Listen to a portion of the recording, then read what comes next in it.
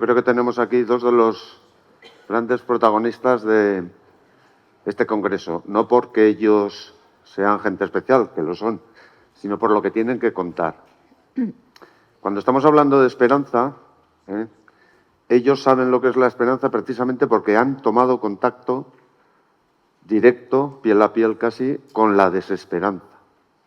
Entonces, a través de sus testimonios nos vamos a ubicar en la realidad del mundo en el que vivimos, que es un mundo lleno de contrastes.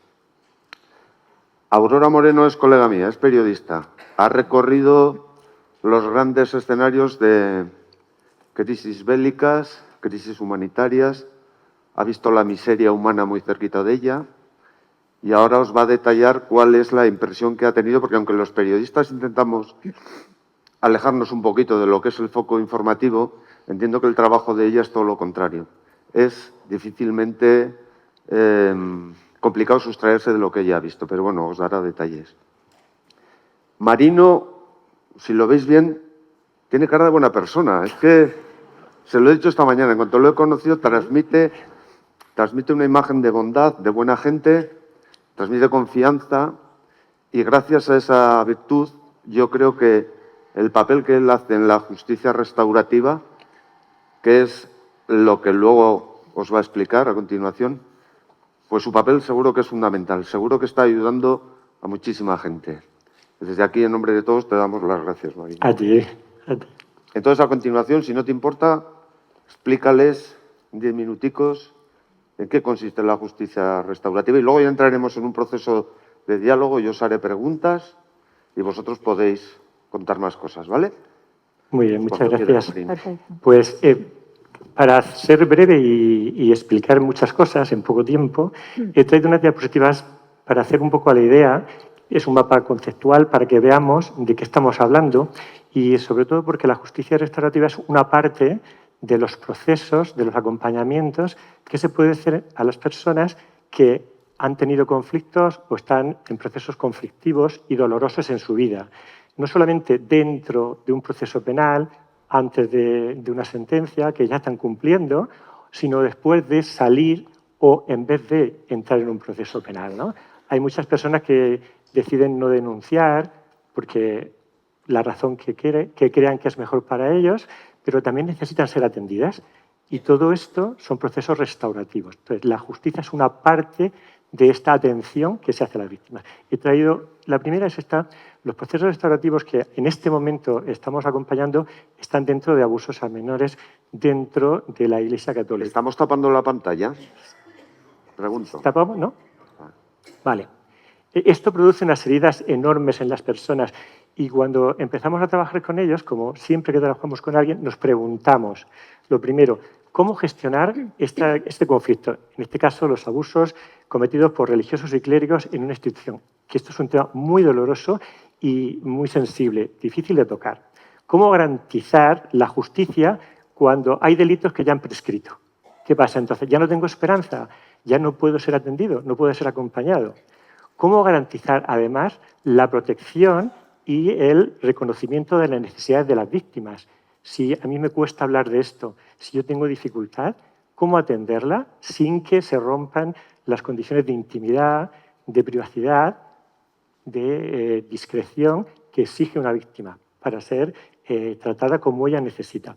Primero son las atenciones a las víctimas, ¿qué necesitan ellas? Y luego, ¿cómo garantizar el derecho a la presunción de inocencia de las personas que están denunciadas? Esto también es importante, porque están en un proceso.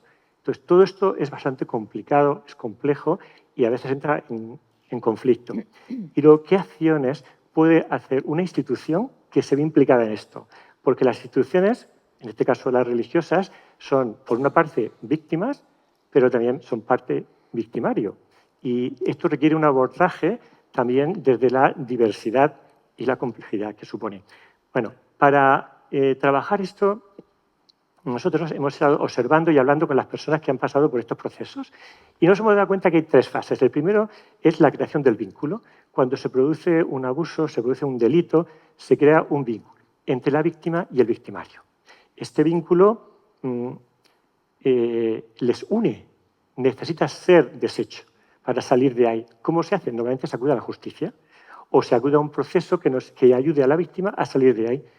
Y ¿quién tiene la legitimidad? En este caso, total, la víctima.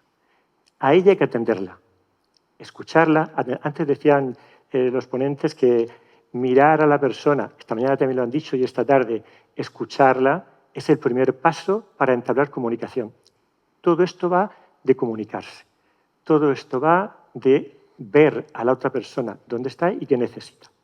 En segundo lugar, hay un proceso para romper ese vínculo, liberar a las personas que están enredadas en el vínculo, tanto víctimas como victimarios, pero también las instituciones, que tienen una historia y que han sufrido ese daño. ¿Cómo sanar a una institución o qué puede hacer la institución para salir de ahí? Y el tercero es qué pasos se pueden dar una vez que hemos deshecho el vínculo, que normalmente se suele hacer con un encuentro restaurativo atendiendo a las necesidades de las víctimas. Bueno, recogiendo la información de todos estos años, hemos visto que el vínculo se crea de una manera inconsciente. Aparte de lo que físicamente pueda pasar, materialmente se puede evaluar, las personas por dentro sufren un daño, sufren una herida, se rompen y esto necesita ser restaurado. Hemos visto que las personas que han sufrido algo tienen una herida, sienten un daño que les trae consecuencias psicológicas, sociales, familiares, laborales. A veces sienten culpa porque sienten responsables. Dicen, ¿habré hecho yo algo para que pase esto? ¿Qué puedo hacer? Tienen resentimiento, que es otra fase que pasan. Y ahora yo quiero justicia, quiero que sufra como he sufrido yo. Y han sufrido también revictimización porque a veces han pedido ayuda y no la han tenido. Y la respuesta ha sido el silencio o el ocultamiento. Y esto también lo tienen como dolor. La persona que ha creado el abuso y ha hecho daño, en primer lugar empieza a vivir en la clandestinidad, en la mentira, en la ocultación. No quiere que se sepa, empieza a tener miedo de que alguien hable, no le da miedo salir a la calle, que lo vean, que puedan saber. En segundo lugar, la negación hace que lleve a buscar la protección institucional, el corporativismo. Y muchas veces se ha dado esa ocultación apartando a las personas. Claro, esto tiene una causa. ¿Por qué una persona que tiene capacidad para ayudar a otro puede hacer daño a otro? A veces lo hace porque no tiene un desarrollo humano maduro y total. Y tiene cuestiones pendientes, muchas veces con la afectividad, otras con su sexualidad y otras como madurez. Bueno, todas estas áreas pueden estar tocadas por lo que nos van comentando las personas que entran en los procesos. Sienten culpa y vergüenza. Y muchas veces hemos descubierto que las personas que hacen daño a otras, primero lo sufrieron ellas. Tenemos que parar procesos de trabajar con un victimario porque de pronto descubrimos que es una víctima. Y primero hay que trabajar su herida anterior, que puede ser víctima de la infancia, para poder trabajar la parte adulta. Las transgresiones y las heridas violentas, abusos, son sistémicas, existen en las familias y a veces se viven dentro, en el hogar, se viven en los ámbitos sociales cercanos, laborales, etc. O sea que también es una cuestión sistémica que hay que trabajar. Y luego esto lleva a tener mucho miedo. La institución está dañada porque ha ocultado, porque no ha podido escuchar o no ha sabido escuchar adecuadamente a la víctima y atenderla, porque ha protegido sistémicamente, en fin. Y necesita cambiar esta situación. ¿Cómo liberar el vínculo? Bueno, para eso hace falta que intervenga la institución, la víctima, y a veces si existe, si está y se puede trabajar con él, también el victimario. Y sería genial, esto es lo ideal. A veces no está el victimario, a veces no podemos trabajar con él, pero este es el camino. ¿Cuáles son los valores que trabajamos? Pues ahí los tienen. En primer lugar, la verdad. ¿Qué ocurrió? Cuando uno va al médico, lo primero que el médico le dice si ha hecho una herida es, a ver, ¿qué tienes? Dime, háblame de tu herida. ¿Cómo te la has hecho? ¿Cómo estás? Cuando existe un delito que ha causado un daño así, lo primero es poder mirarlo. Cuenta, ¿qué ha pasado? Que se pueda hablar del tema, que se escuche, sin juicio, sin lástima, sin pena, sin poner etiquetas a las personas. El segundo es la justicia. Necesita restaurarse si se hizo un daño. Y solo la verdad y la justicia provocan reparación y paz. Y si esto tiene que ser también con una garantía de no repetición. Todo esto que hemos hablado antes que ocurre cuando hay un delito, pues se puede restaurar. ¿Cómo puede restaurar una institución un daño causado? Pues en primer lugar, acogiendo y escuchando a la víctima, pero también hasta el agresor. Hay que cogerlos a los dos y atenderles, porque se trata de humanizar los procesos, se trata de atender a las personas y quitar las etiquetas. También se puede hacer, sí. A ver, Marino, no, me estás chafando el cuestionario. Vale. Vamos a ver. Paro, No, termino. Perdona que te interrumpa, sí. Te agradecería que fueras acabando porque esto es una introducción. Vale, perfecto, ya está. Y luego vas a tener oportunidad de seguir desarrollando. Perfecto, pues muchas gracias. Vale. Nada, solamente decir que de ahí se sale que haciendo la atención adecuada podemos superarlo y llegamos a la autonomía personal, que es lo ideal. Y bueno, gracias, Marino. Marino, he de deciros que es arqueólogo y la profesión de arqueólogo es una profesión de pasión. Se le nota también que en la justicia restaurativa el hombre se ha entregado a tope. Bien, os voy a presentar a Aurora Moreno. Aurora Moreno, no lo he dicho antes, es una profesional de Radio Nacional de España, tiene una trayectoria muy dilatada, ha recorrido el mundo y aunque ahora ostentas jefaturas, Aurora... No, ahora ya no, ahora ya me dedico a lo que es la información pura y dura. Bueno. Sí, pero bueno, bien. Hemos pasado por pero todo. Es jefecilla. No, que va. ¿No? Ahora no, este momento igual, no. Pero lo ha sido.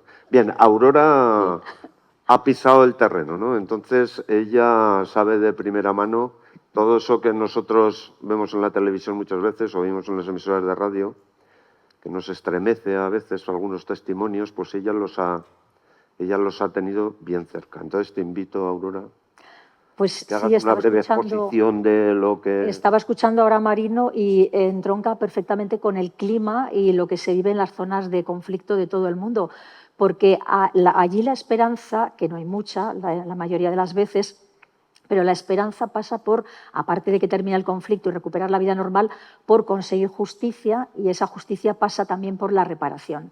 Yo realmente he venido a traer pues, una dosis de realidad, ¿no? Es decir, a pisar el terreno, y lo que yo veo donde me muevo en mi día a día es que vamos de catástrofe en catástrofe. No sé muy bien hasta dónde, pero así de catástrofe en catástrofe. ¿Cómo lo afronta la gente? Pues realmente, en un principio, la esperanza se manifiesta de muchas maneras.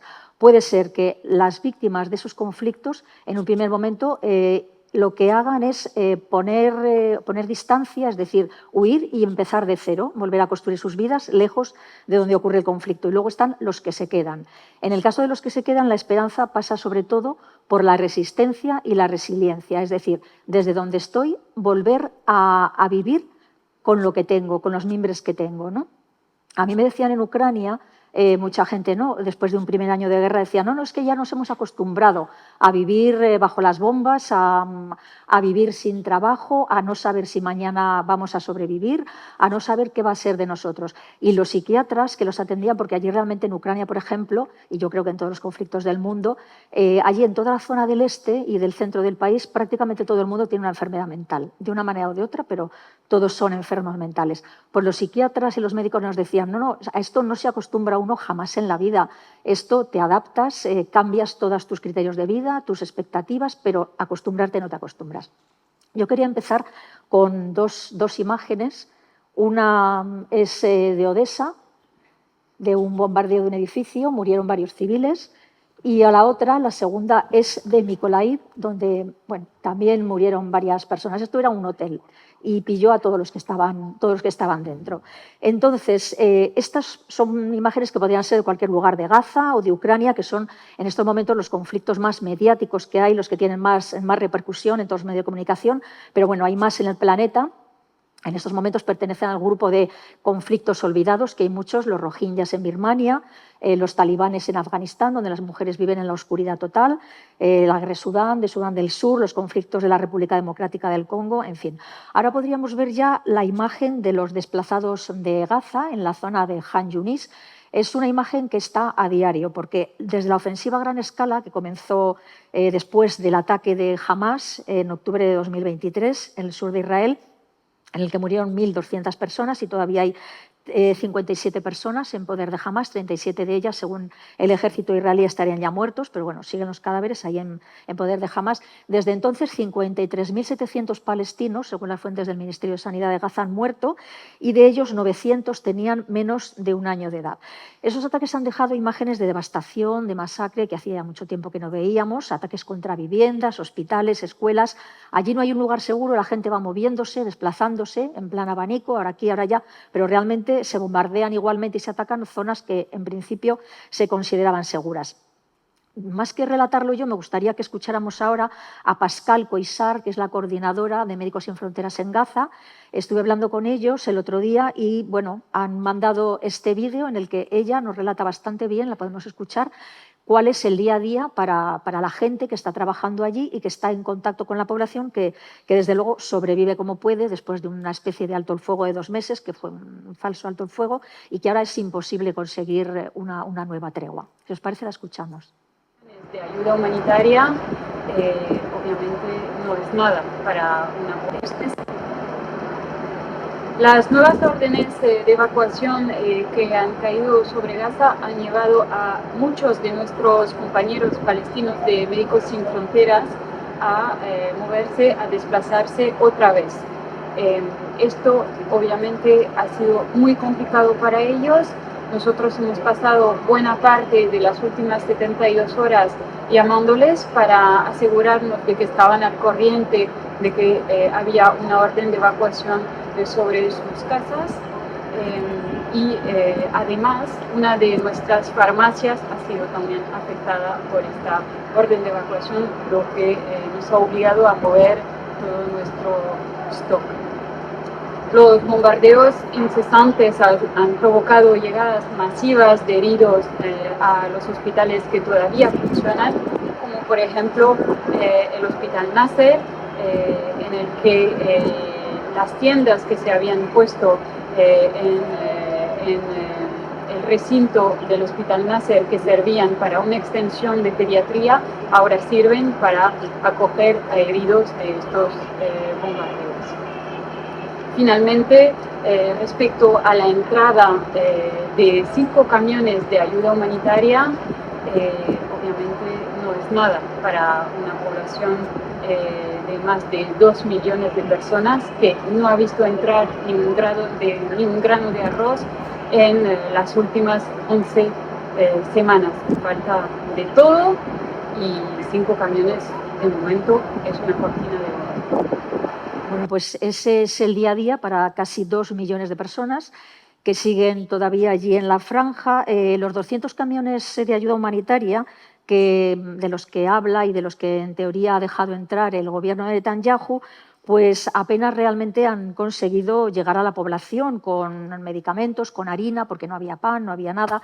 No tienen agua, no tienen combustible. Me decían que los hospitales de allí, como no hay sistema eléctrico, que está todo destruido, en principio funcionan con gasolina o con gasoil, con combustible que tiene que llegar y que no llega. Entonces, por ejemplo, la maternidad que tienen en Gaza Médicos Sin Fronteras tiene para 4 semanas. Si en 4 semanas no entra combustible, la tendrán que cerrar, y como esa, pues otros hospitales también, ¿no?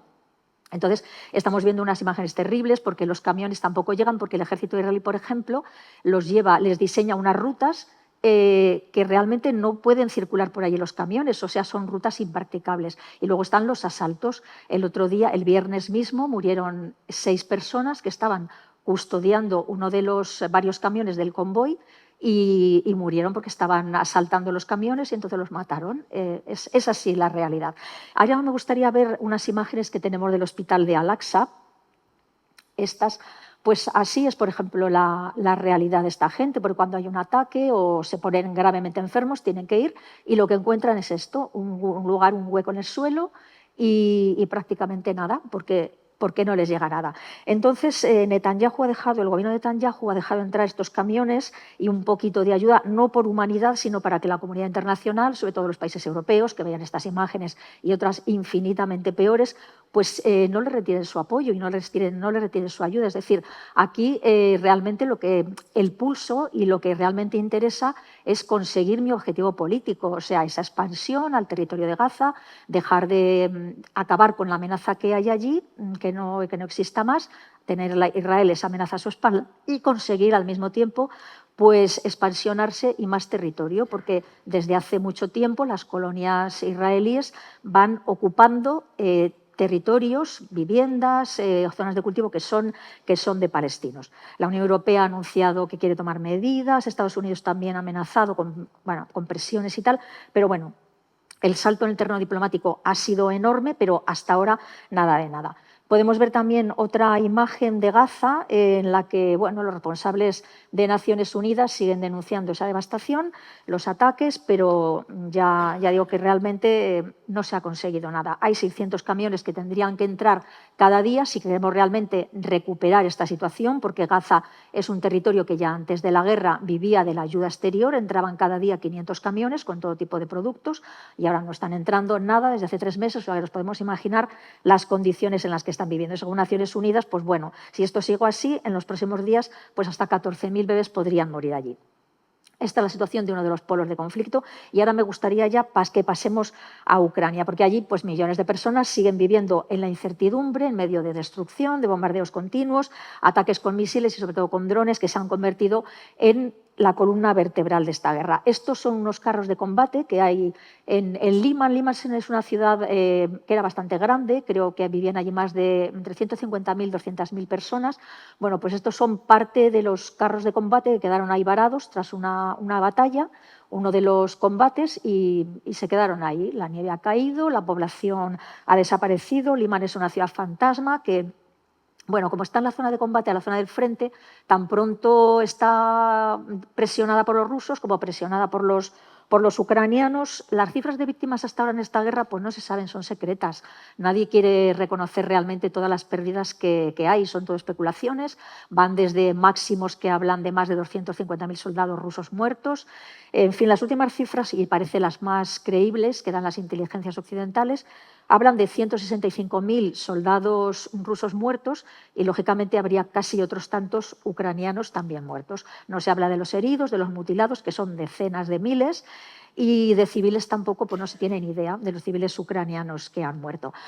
Ahora podemos ver una de las imágenes del metro de Kiev cuando suenan las alarmas, porque allí el tema de los refugios, pues se habla mucho de que cuando suenan las alarmas y tal, la gente va a los refugios. Dices, ¿pero qué refugios? Porque en realidad Ucrania no es un país que estuviera preparado para nada. Cuando hablan de refugios, hablan realmente de los sótanos de las casas. Y lo que ha ocurrido muchas veces, como por ejemplo en Uman, es que un misil cayó en una de las esquinas del edificio, que estaba en un edificio muy alto, el edificio se derrumbó y cayó sobre el sótano, igual que pasó, por ejemplo, en el teatro de Mariupol, cuando cayeron los misiles rusos, y toda la gente que está en el sótano muere aplastada. Entonces, es que no son refugios realmente. Mucha gente en Kiev lo que hace cuando suenan las alarmas es irse al metro, porque es la zona más segura, o bien porque tu casa no tiene refugio, o porque es muy endeble, o porque lo consideras que es el único sitio donde si cae algo, pues tú estás más a salvo. Además, los refugios, hasta ahora, que están empezando ya desde hace un año más o menos a adaptarse a la realidad, lo que hablábamos antes, la esperanza, ves que esa guerra no termina, llevamos ya 3 años, pues vamos a adaptarnos. Están haciendo refugios que realmente son sólidos, sobre todo las escuelas. Ahora no se puede abrir ninguna escuela en Ucrania que no tenga un refugio. Y les ponen a los refugios pues, agua, botiquines médicos, grupos electrógenos, porque claro, todos los sistemas eléctricos, las instalaciones eléctricas de suministro de agua y de electricidad, todo eso saltó por los aires en el primer año y medio más o menos de ataques rusos que iban contra esas infraestructuras. Entonces ya casi todo el mundo ahora tiene electrogeneradores en su casa. En fin, se van adaptando y tienen reservas de agua, cosa que antes no tenían, tienen reservas de alimentos, cosa que tampoco antes tenían, en fin. ACNUR, por ejemplo, calcula que el 40% de la población actualmente en Ucrania necesita ayuda humanitaria, pero puede que más. Ahora me gustaría que viéramos unas imágenes de los centros de ayuda de Odessa a los desplazados. Pues es que esta es la situación. Ahora las organizaciones de voluntarios, porque esa es una buena muestra de la esperanza, ¿no? En Ucrania fueron capaces, y además el gobierno al principio no organizaba nada, es que era un descontrol total. Fue los propios ciudadanos los que se organizaron con iniciativas particulares y en grupos. Había un chiste que circulaba allí en los primeros meses de la guerra, y era cuando el presidente Zelensky pedía desesperadamente, aparecía todo el tiempo pidiendo misiles, tanques, todo tipo de ayuda a Occidente. Y entonces el chiste era, bueno, Zelensky no tiene misiles y no tiene tanques porque no se lo ha pedido a los grupos de voluntarios, porque los grupos de voluntarios en realidad eran los que tenían y habían conseguido todo allí. Todas estas cajas, parte son envíos internacionales, pero gran parte es lo que los propios ucranianos conseguían recoger entre ellos. Es decir, lo llevaban todo, ellos organizaban, ocuparon edificios públicos, edificios que eran de organismos internacionales, los ocuparon literalmente y allí la gente pues hacía cola fuera, que podemos ver esa imagen también, esa fotografía, hacían cola, esperaban ahí todo el día lo que hiciera falta y les daban de todo, desde ropa hasta comida, a medicamentos, en fin, cosas para niños, lo que hiciera falta, ¿no? Y luego los trenes, que en un país como Ucrania, con unas carreteras pésimas, ya antes de la guerra, el tren era una columna vertebral que unía el este, el oeste, el norte con el sur, era el camino hacia Europa. Pues los trenes también, las estaciones de tren, los grupos de voluntarios se organizaban y cuando los trenes paraban, subían y a la gente que iba allí, que eran las que intentaban salir hacia Europa, iban con lo opuesto, porque las enormes filas de vehículos y de trenes y tal que iban cargados de desplazados, la gente se iba con lo opuesto, como mucho cogían las mascotas, se las llevaban y, por ejemplo, los coches, no veías equipaje, era rarísimo. Estaban llenos de gente, podía haber en un coche de 5 plazas 7 y 8 personas para recorrer cientos y cientos de kilómetros y no llevaban ni una maleta. Y entonces, claro, los grupos de voluntarios pues subían al tren, les daban comida, les daban, bueno, un poco lo que pillaban, ¿no? Lo que tenían. Hasta 6 millones y 6 millones de ucranianos salieron del país y de momento pues más o menos 1 millón se calcula que ha vuelto, pero no más. El resto siguen por ahí desplazados y hay mucha gente, como ve que la guerra no termina, pues siguen saliendo, pero bueno, algunos salen literalmente corriendo, como una persona que trabajaba con nosotros, que cuando ya consiguió el dinero necesario, pues hay redes que te explican cuáles son los puntos menos vigilados por los que te puedes marchar. Y la gente, sobre todo los que esperan que los recluten como combatientes, porque Ucrania está reclutando gente para ir al frente, porque hasta hace muy poco no organizaba relevos porque no tenía gente para hacer los relevos en las zonas de combate, en las zonas de frente, y los combatientes estaban ya asfixiados, estaban exhaustos. Bueno, esta gente te dice, oye, por aquí y tal, y entonces por Eslovaquia hay algunos sitios que hay mucho bosque y hay un poco de monte y tal, aprovechan la noche y literalmente salen corriendo, escuchan disparos porque disparan al aire o no los vigilantes, pero bueno, ellos siguen corriendo y llegan hasta Eslovaquia o hasta donde pueden, ¿no? Y de allí ya pues al resto de Europa. Entonces, bueno, pues así está la situación, así está la cosa. Los misiles siguen cayendo en cualquier parte del país.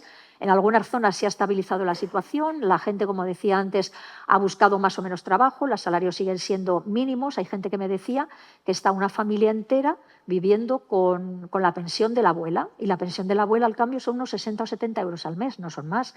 En otros sitios del este, más desesperados, pues esperan, por ejemplo, la llegada de los periodistas, que somos los únicos que vamos con dinero, con euros o con dólares, para comprar medicamentos o para poder sobrevivir, ¿no? Y en otros, literalmente, pues dependen de la ayuda de las organizaciones humanitarias locales o internacionales que se van instalando por allí. Ahora podíamos ver un vídeo, por ejemplo... Perdona, Aurora, perdona.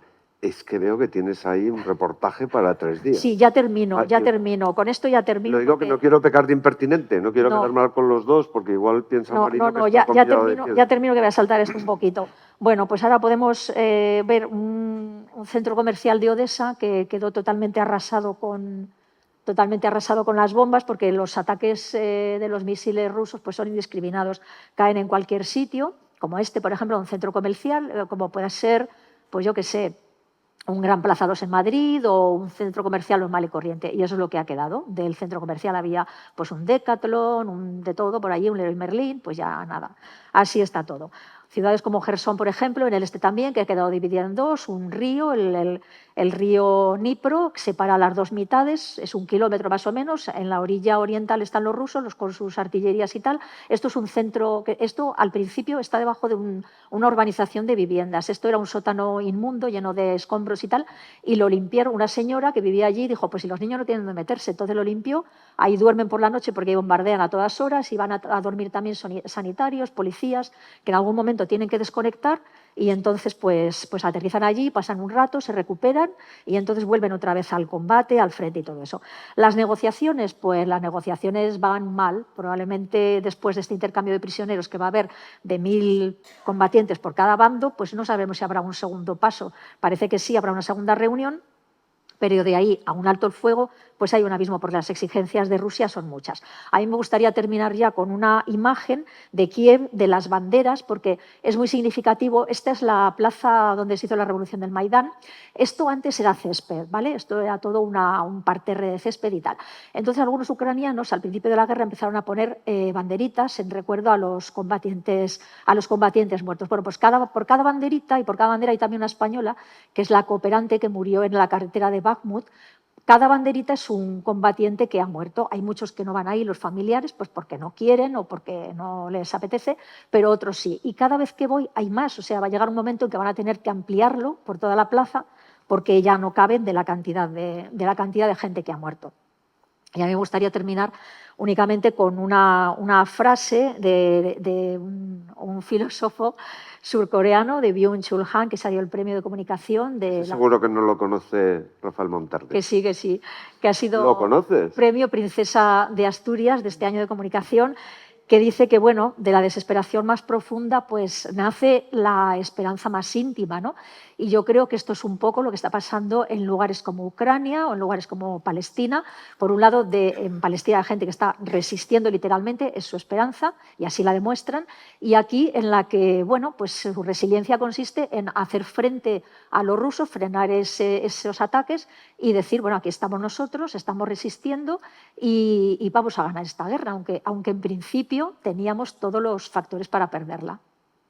Muchas gracias, Aurora. Yo creo que en la segunda temporada del Congreso tienes que reclamar 1 hora para ti. ¿Verdad? Por lo menos. Por lo que dices, pero tenemos aquí al arqueólogo especialista en justicia restaurativa que nos tiene que contar cosas. Vuelvo. No sé si te quieres quedar, Marino, donde te has quedado antes, digo en el discurso, o si quieres entramos directamente en meollo, yo te hago unas preguntas. Por favor, la pregunta. Y te invito a ti, Aurora, porque a ti también te preguntaré, pero podemos hacer aquí un batiburrillo los tres. Claro que sí.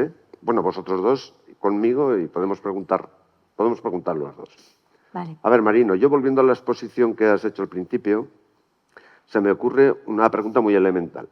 A ver, estaremos de acuerdo que en estos últimos tiempos, fuera y dentro, las sociedades se están polarizando mucho. La tensión en el día a día se extiende a todos los ámbitos de la vida. Desde tu puesto, desde tu posición como mediador ante la gente que tiene problemas, este medio ambiente no facilita las cosas. ¿O sois capaces de extrapolar ese panorama para ir directamente al nudo de la cuestión? No sé si me explica. Creo que he entendido la pregunta. Verás, cuando hay un conflicto, normalmente nosotros tendemos a adherirnos a una parte. Es lo primero que sale, es una reacción. Pues, ese tiene razón, y cuando hacemos esto, entramos en un camino que es el camino del juicio, de la condena, de la culpa y de la separación. Por este camino es muy difícil hacer una mediación. Para hacer una mediación es necesario mirar a las personas donde están en su lugar y ayudarles a que encuentren, como se decía antes, su centro. Cuando uno está en un conflicto, ha salido de su centro para defender una postura, para defender una idea, y ha perdido el norte, ha perdido la escala de valores, ha dejado de poner a la persona por delante. Esto es una experiencia humana. Necesitamos ser vistos y atendidos. Por eso, si yo quiero atender a alguien, no puedo entrar en el conflicto, sino que necesito acompañar a los actores del conflicto desde la humanidad que ellos representan. Eso es. Sí, pero eso es teoría, quiero decir, esa es la teoría. Yo a donde voy es, si tú, por ejemplo, desde tu experiencia en este ámbito, ¿has notado que ahora la gente está más crispada o no necesariamente? Bueno, no el está. conflicto yo creo que ha existido siempre, porque cuando ves a las personas, lo que pasa es que ahora se exterioriza más. Si antes no estaba bien manifestar el conflicto, ahora uno hace a gala o tiene a gala o de ser, bueno, pues yo, como decía antes, ¿no? Pues ahora yo, esto que antes estaba mal visto, yo lo tengo como un honor. Y el conflicto es parte de esta sociedad en la que uno necesita estar en conflicto, porque parece que así tiene una importancia, un protagonismo mayor. Esto es lo que estamos viviendo. Pero no es el camino de la mediación ni es el camino de la paz. ¿Os parece que vaya intercalando preguntas a los Sí, dos? a mí Así? es que me gustaría preguntarte una cosa por el tema de la justicia restaurativa y aplicada, no sé si es a lo mejor tu ámbito, a los conflictos, ¿no? ¿Por qué siempre es tan difícil llevar ante la justicia internacional, a los autores de crímenes en lugares de conflicto? Es decir, porque la mayoría de las veces los responsables de estos crímenes no tienen conciencia de que lo son. Y también yo creo que es importante que alguien sepa si realmente está cometiendo una injusticia o no. Y eso es muy... Mira, yo a nivel internacional no lo sé, tampoco soy jurista Ya. y no puedo entender, no conozco Bueno, bien ya, los pero tu mecanismos. experiencia Pero sí, mi experiencia sería que la sociedad es reflejo de lo que las personas tenemos dentro. Cuando vivimos en conflicto interior, es fácil explicarlo y extrapolarlo a nuestras relaciones. Existe una realidad y es que nosotros solo podemos dar lo que tenemos. Cuando yo quiero dar algo a alguien, busco dentro de mi mochila o mi bolsillo y lo que tengo puedo dar. Y yo no puedo dar lo que no tengo. Entonces, si yo quiero actuar de mediador, quiero poner paz, quiero poner comprensión, necesito hacer ese camino primero y conseguirlo para mí. Que esto está bastante en la línea del Evangelio de no es lo que viene de fuera lo que me hace daño, sino que sale de dentro. Como decía antes la ponente, el tesoro que tenemos dentro nos ayuda a comprender la sociedad y a ponerlo. Si yo quiero entender lo que ocurre fuera, necesito entender el conflicto que tengo dentro. Entonces hace falta un trabajo personal. Ese es el camino.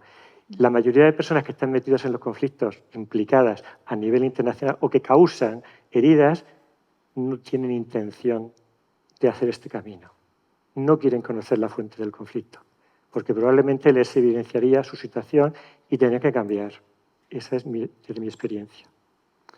Bien, yo retomando un poco lo que decías del proceso de mediación, no sé si cuando tú vas a afrontar un caso estableces unos límites de concesiones o dejas el campo libre y sobre la marcha, sobre el estudio del caso, actúas o aconsejas en consecuencia. Sí que ponemos unas bases para la relación. La primera es la confidencialidad. Es decir, tiene que ser un espacio seguro, donde la persona pueda expresarse sin sentirse juzgada, etiquetada o atacada. Entonces, en primer lugar, nosotros tenemos unas premisas que es no juzgar, no condenar, no culpabilizar, porque eso ya lo hace cada uno consigo mismo. Estamos acostumbrados a juzgarnos, sino vamos a poner un espacio nuevo, un espacio donde se pueda trabajar y cuando la persona ya no se siente juzgada, baja sus defensas. Normalmente nosotros vivimos permanentemente a la defensiva, con miedo. Miedo a perder nuestra imagen, miedo a perder nuestro lugar, miedo a perder la honra, miedo a perder muchas cosas. No se puede ser feliz ni construir desde el miedo, pero sí se puede hacer esto. Lo contrario del miedo es la valentía que nace del amor, el deseo de vivir una realidad. Y en este caso, el que mueve a llevar esto es el amor.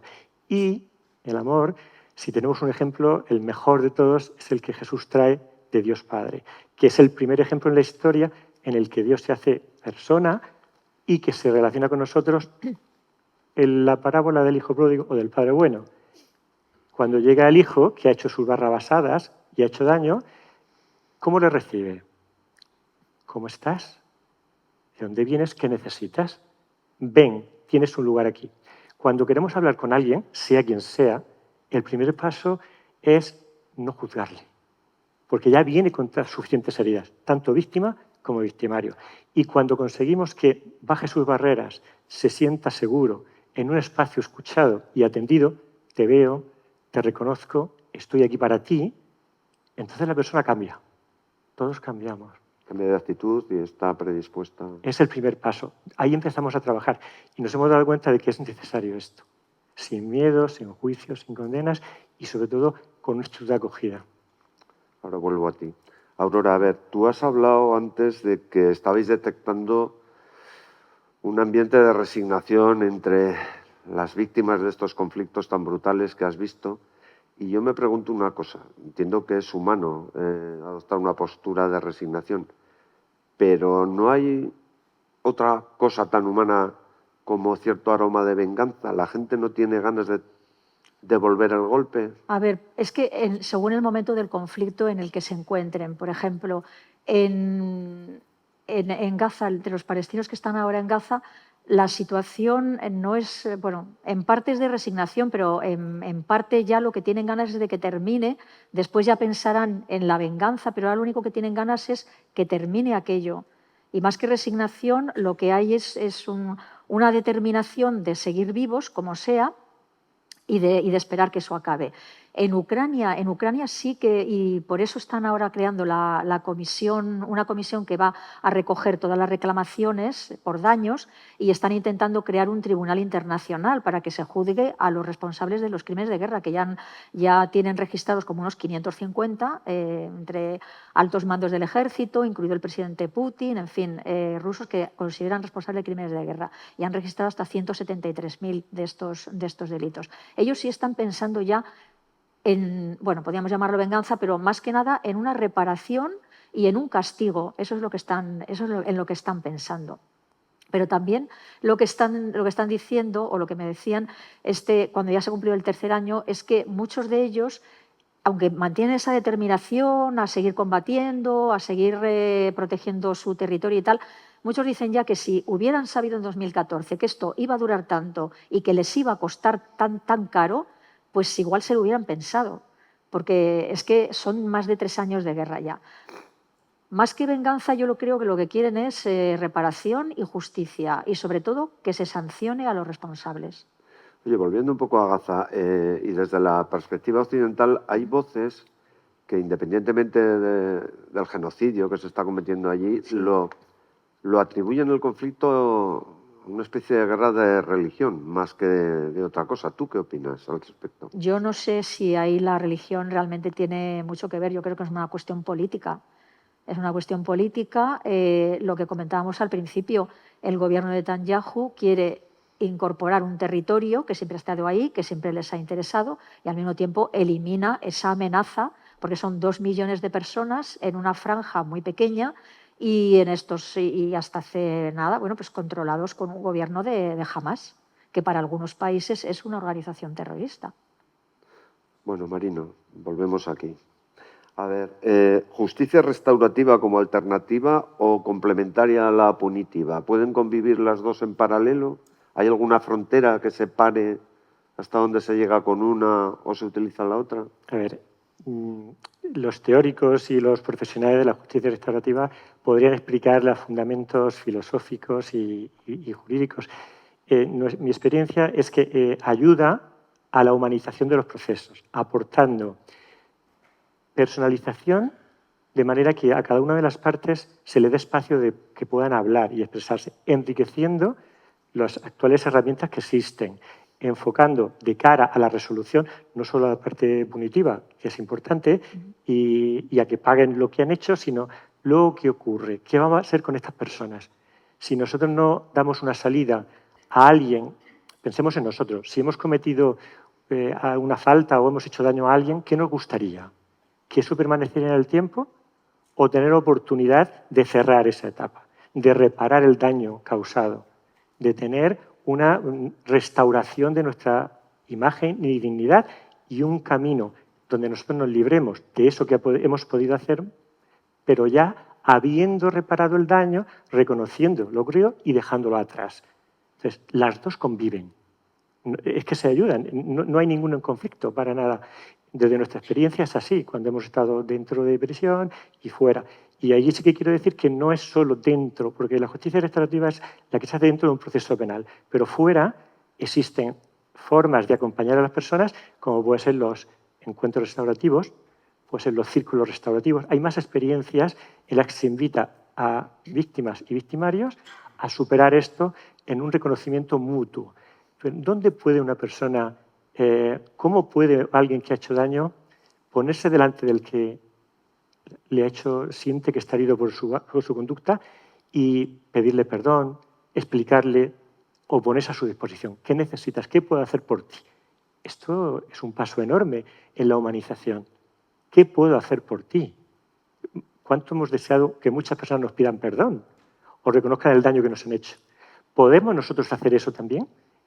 De esto va el tema. Va de un enfoque humanizador en conflictos.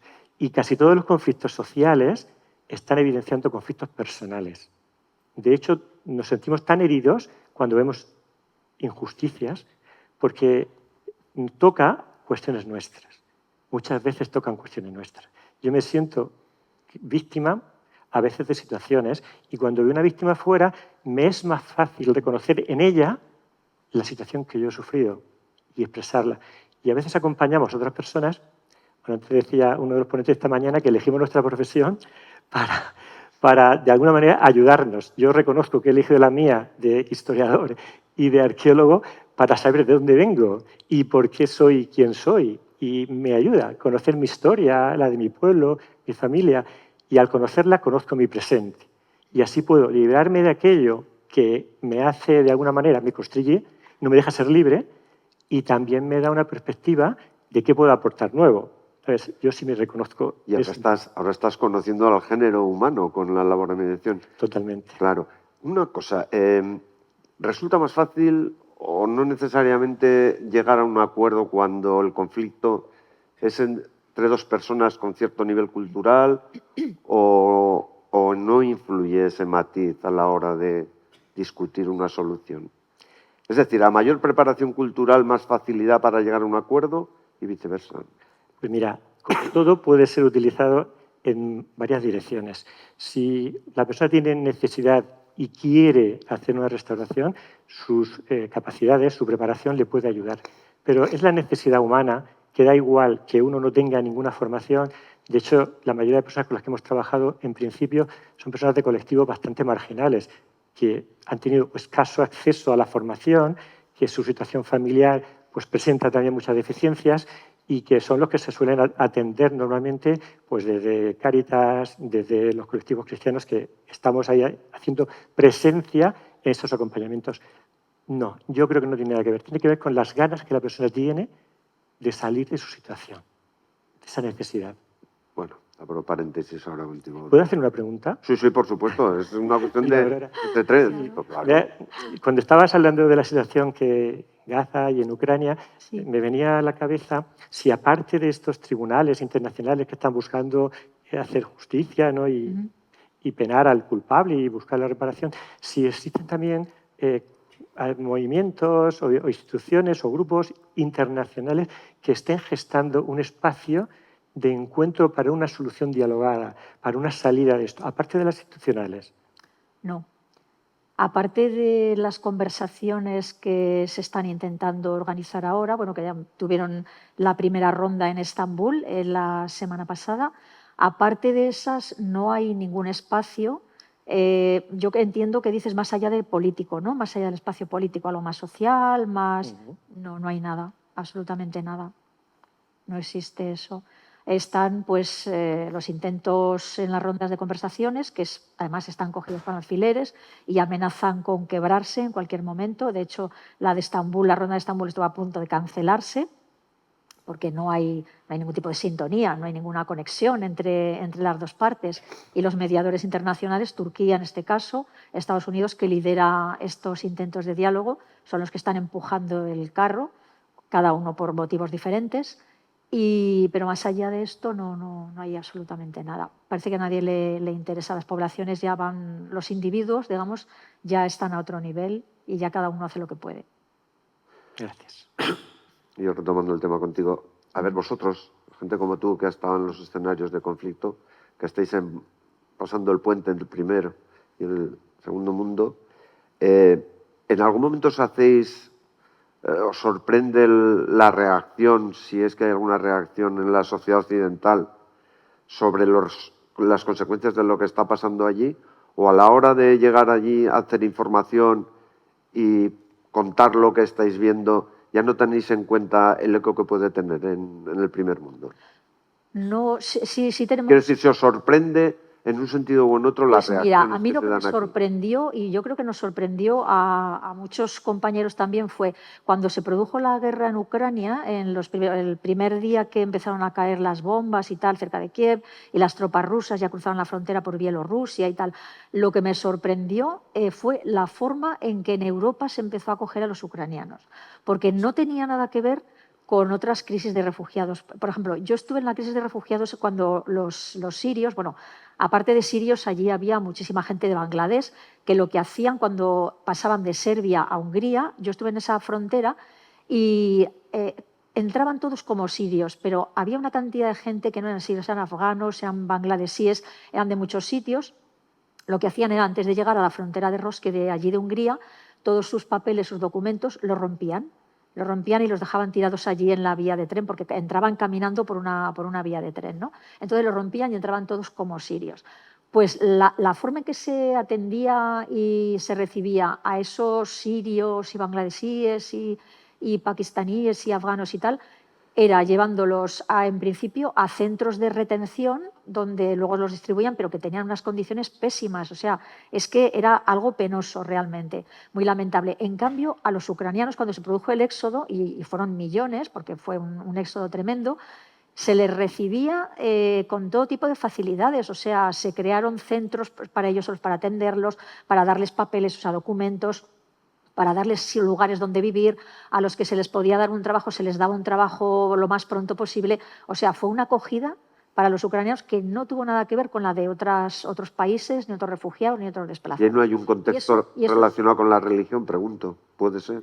Pues yo creo que no tenía nada que ver con la religión, sino sencillamente que era un país europeo invadido por Rusia y había una conexión mayor o una empatía mayor con ellos y no se les veía como una invasión, porque de todas formas los ucranianos son que son un país emigrante, porque ya antes de que empezara la guerra el país no estaba en muy buenas condiciones y en Polonia, por ejemplo, había 1 millón era la Meca, y sigue siendo la Meca, 1 millón de ucranianos viviendo y trabajando allí.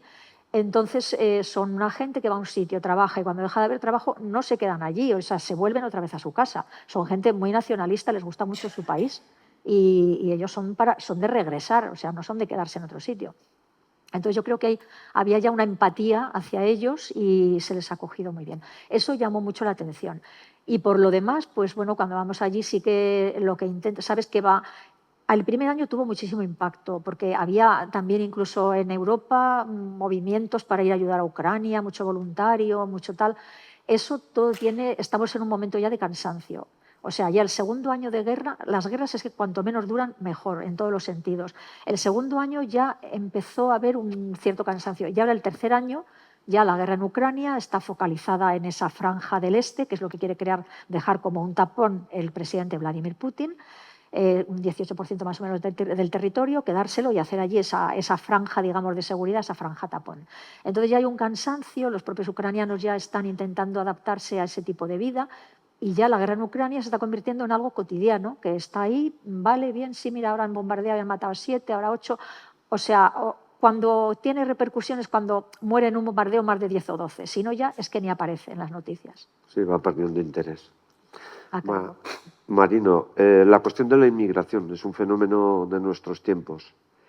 ¿Hasta qué punto está influyendo también en vuestra tarea? ¿Le estáis notando una presión añadida a vuestro trabajo hasta estos momentos, al que ya teníais? A ver, nosotros ahora mismo realmente los casos que estamos atendiendo son de personas que están en este conflicto pero sin atender exactamente cuál es su origen, porque trabajamos con personas de otros países. Gracias al trabajo online se puede hacer escucha y acompañamientos a personas que están en América, en Asia o en África. O sea que ahora mismo para nosotros no tiene importancia la nacionalidad o el origen de la persona, sino la situación personal que tiene. Cómo darles herramientas y acompañamientos para que puedan resolver su conflicto.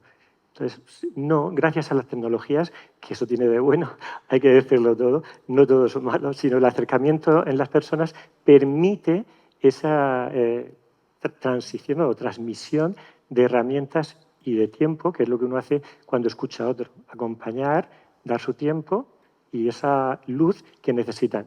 Se puede salir de ahí y hay herramientas si tú quieres. ¿Estarías en condiciones de dar tu opinión sobre el grado de acogida que tiene la justicia restaurativa en el seno de la administración pública? No lo sé, no te podría dar un tanto por ciento. Cuando digo administración pública me refiero, pues bueno, los gobiernos y tal. En principio, bastante, en el sentido de que las mediaciones ahora mismo están en alza, de moda. O sea, hay cursos de mediación a todos los niveles. De hecho, las universidades están abriendo también departamentos para enseñar mediación. En los centros de formación del profesorado se forma a los maestros, De hecho, yo me he dedicado a dar también cursos al profesorado, formación del profesorado de secundaria, de herramientas para liberar el estrés en el aula. Y el estrés no solo del alumno, sino el profesor, el estrés que le causa al profesor los conflictos en el aula. Entonces, cuando el profesor tiene herramientas para gestionar su estrés y lo libera, le puede compartir al alumnado ese estado y también enseñarle las herramientas. En clase enseñamos a hacer un minuto de silencio, que ya cambia la dinámica del aula. Enseñamos herramientas para relajarse y enseñamos herramientas de mediación. Las instituciones están muy interesadas, al menos las que yo he trabajado con ellas, las consejerías, a veces de interior, están muy interesados en herramientas de mediación. Y esto lleva a que la justicia restaurativa va siendo valorada con mucho cuidado, con mucho tiento, porque trabajar y tocar los sistemas es necesario que se haga desde respeto. Diálogo, comprensión, respeto. Pero yo no tengo datos para darte en este sentido, solo la experiencia de la buena acogida que se tiene. Suficiente. Eso es interesante. Bueno, yo a lo largo de tus intervenciones en el Congreso y conversaciones que hemos tenido fuera, tú has hablado de los conflictos generados a raíz de los abusos en el seno de la Iglesia y de los colegios de la Iglesia. Yo estuve en un internado religioso durante 8 años. Nunca fui consciente de aquello, pero ahora ha pasado el tiempo y he tomado conciencia de lo que vi. Me he enterado ahora, ya ha pasado media vida. ¿Por qué es tan difícil que la gente ahora pueda aflorar sus sentimientos cuando ya ha pasado tanto tiempo? ¿Es una herida especialmente dolorosa que cuesta cerrar? A ver, nuestra experiencia es que existen muchas formas de enfocar el tema. Hay personas que han pasado y han visto estas cosas y no se han visto afectadas, a ella no les ha afectado y han seguido su vida. Otras han guardado el dato sin comprenderlo porque eran niños, eran jóvenes y no lo han dado significado. Otras se han quedado de alguna manera tocadas o dañadas por esta situación y otras la han denunciado y hace unos años, 15, 20, no existían herramientas o este tema no se podía afrontar con la libertad y la claridad que se hace ahora. Entonces, la falta de herramientas, la falta de claridad, la falta de atención ha sido causa que lleva a que ahora estén aflorando. Pero es cierto que cuando no se trabaja una herida en este sentido, la herida permanece.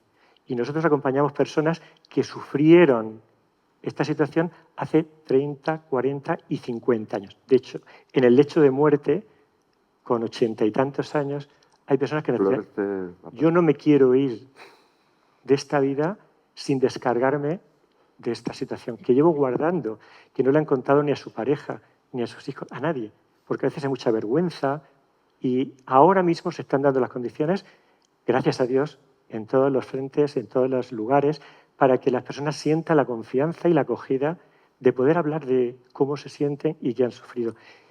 Y yo creo que es un buen signo de esperanza que ahora mismo haya capacidad de acoger y de escuchar. Estamos a punto de que José Miguel ponga en marcha el despertador. Yo, una última cosa, Aurora. Entiendo que después hay un turno de preguntas, ¿no? Para...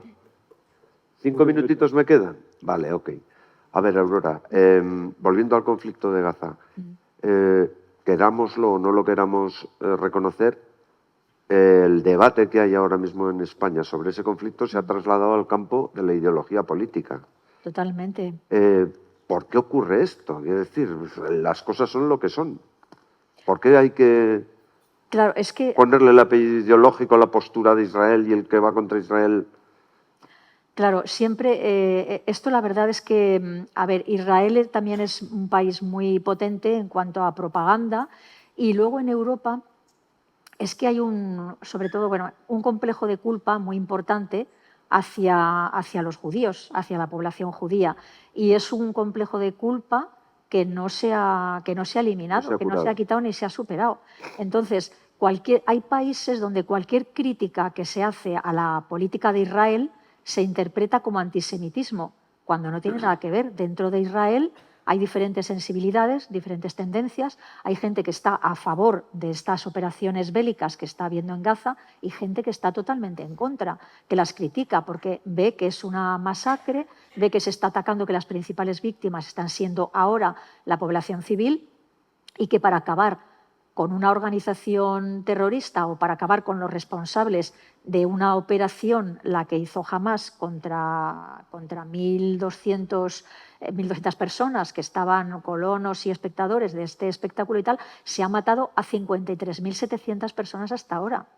Casi la mitad de ellas mujeres y niños. Entonces esto tampoco lo entienden. Entonces yo creo que aquí en Occidente sí que tenemos, o sí que existe todavía, sobre todo en gran parte de Europa, la Europa más de la Segunda Guerra Mundial, un complejo de culpa que todavía identifica cualquier crítica a Israel con el antisemitismo y no tiene nada que ver. Y no tiene nada que ver. Y es un poco la división que existe todavía y que no se ha superado. Pero bueno, lo que vemos es lo que hay. Marino, víctima y victimario. No importa la edad, ¿no? No importa la edad. ¿Tienes percepción de que la gente más joven sea más receptiva a este tipo de maniobras de solución? ¿O cuanto más mayor uno, peor recibe el proceso de mediación? Vamos, más por simplificar la pregunta. ¿La edad influye en las soluciones a través de la justicia restaurativa? Desde nuestra experiencia, y digo, todo lo que yo estoy explicando es desde nuestra experiencia, nuestro recorrido.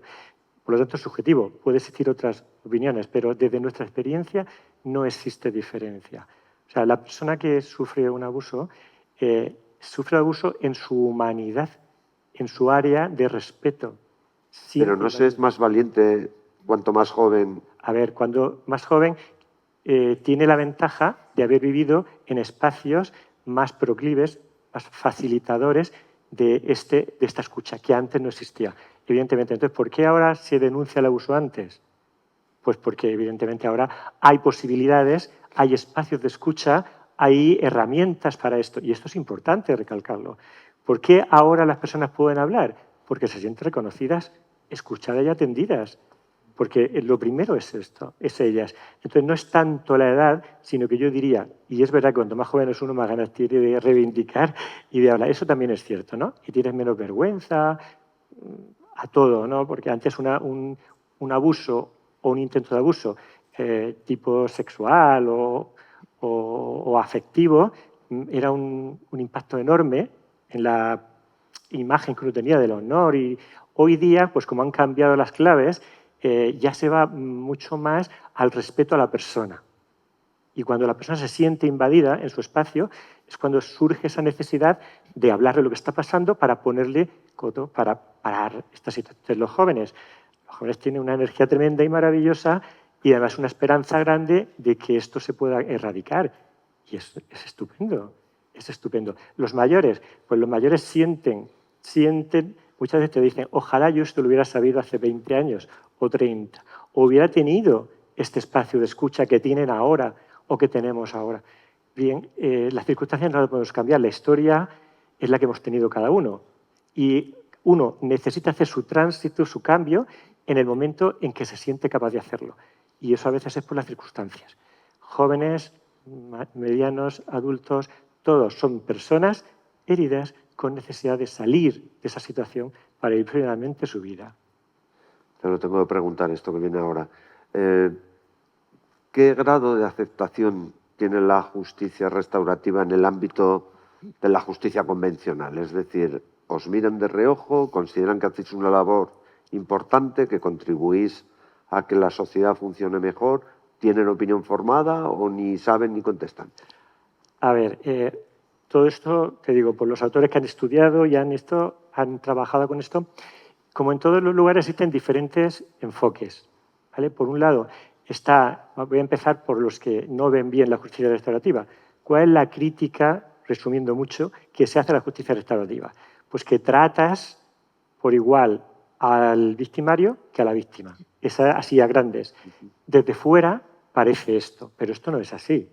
Se trata a la víctima como preferente y desde su necesidad se la atiende primero a la víctima, pero desde su humanidad. Y se trata al victimario desde la herida que ha provocado, que tiene y su situación de necesidad de cambio. No se hace ningún proceso si no hay una garantía de no repetición. Evidentemente, tiene que haber un arrepentimiento, un cambio, un camino, un acompañamiento a veces pues, psicológico de los profesionales que necesitan ayudarle. Porque nosotros no hacemos ese trabajo, nosotros les acompañamos mientras ellos hacen su trabajo personal. Entonces, sí existe esta visión de esto no está bien. Pero luego está la parte de los que sufren cada día la falta de medios para atender adecuadamente a las personas, tanto a las víctimas, porque las víctimas, su queja mayor muchas veces es que no han sido escuchadas. Solo se me ha citado para decir si yo estoy de acuerdo con lo que se ha puesto, si esto ocurrió así y ya está. Pero yo necesito contar mi historia. ¿Qué consecuencias ha tenido esto en mi vida? ¿Cómo se ha reflejado? Y esta es la parte que se está intentando implementar para que la persona pueda explicarse completamente, según su necesidad. ¿Vale? Hay algunos que sí, otros menos, otros más, pues cada uno lo que necesite. No hay ningún esquema cerrado en el acompañamiento. Y desde ahí las instituciones están contentas con el trabajo. Las personas que lo reciben están contentas con el trabajo. Aunque evidentemente cuando no se conoce desde fuera, pues pudiera parecer que esto es un poco injusto, ¿no?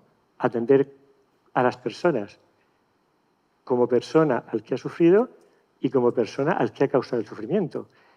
Al final, cuando se hace un proceso de acompañamiento restaurativo, cuando llegamos al encuentro... Pero como bien se ha dicho, aquí vivimos en la sociedad del dato y si hay datos y hay casos de solución, pues eso que aportáis. Cierro contigo, compañera. Venga. A ver, te lo tengo que preguntar también. Se nos está diciendo que hay una bomba migratoria ahí latiendo en África, en el sur de África y tal.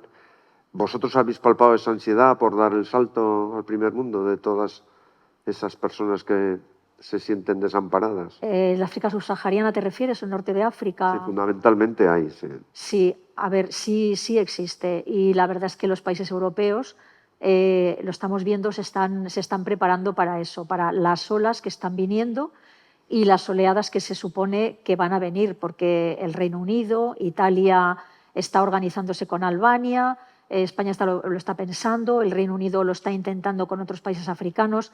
Los países europeos, la verdad es que no saben muy bien cómo afrontar esto. La Unión Europea está intentando tomar algunas medidas más tirando a represoras y a alejar el problema, es decir, cuando lleguen, trasladarlos a otro lugar, digamos, donde no molesten, ¿no? Como ha hecho, por ejemplo, Australia, con algunas islas que están más alejadas. Sí que hay, y cada vez es mayor, yo creo, una presión migratoria, aumentará, porque no estamos controlando muchas cosas en África. Primero, el desarrollo económico no se está produciendo, se lleva dinero allí, en plan, vamos a intentar invertir, vamos a crear un tejido económico que al final no termina de producirse porque hay mucha corrupción, porque el dinero no se sabe muy bien dónde termina por ir, pero no a promocionar ni a desarrollar la economía de las personas, la economía normal. Y luego hay un clima de violencia tremendo, sobre todo en la zona del Sahel. Los grupos islamistas están creciendo mucho, están aumentando precisamente también porque llenan ese vacío y esa falta de seguridad y de prosperidad económica. Entonces se están expandiendo mucho y la gente huye de la pobreza y de la inseguridad, esas dos cosas. No se está controlando nada de eso. La emigración de allí y la inmigración hacia Europa va a aumentar. ¿Qué se está intentando? Pues cada vez se están haciendo más acuerdos con Libia para intentar que no salgan de Libia o cuando salen devolverlos allí. Pero Libia es un estado fallido, es un país absolutamente inseguro. Lo que ocurre con los inmigrantes que pasan allí un tiempo o que se les devuelve, no se sabe muy bien qué es. Estamos llegando tarde a la preparación, ¿no?, para recibir eso. Sí, yo creo que eso no tiene... Es como intentar ponerle puertas al campo. Claro. Es que no se puede parar semejante ola. Pues nada, os agradezco profundamente vuestras aportaciones. Creo que habéis dado unas opiniones muy valiosas para que los congresistas se hagan una opinión formada de lo que ha sido vuestra tarea y de lo que está siendo. Y en particular yo os agradezco vuestra colaboración y esta dinámica de grupo que hemos creado aquí en Petit Comité. Gracias a Muchas vosotros. Muchas gracias a todos. Muchas Gracias.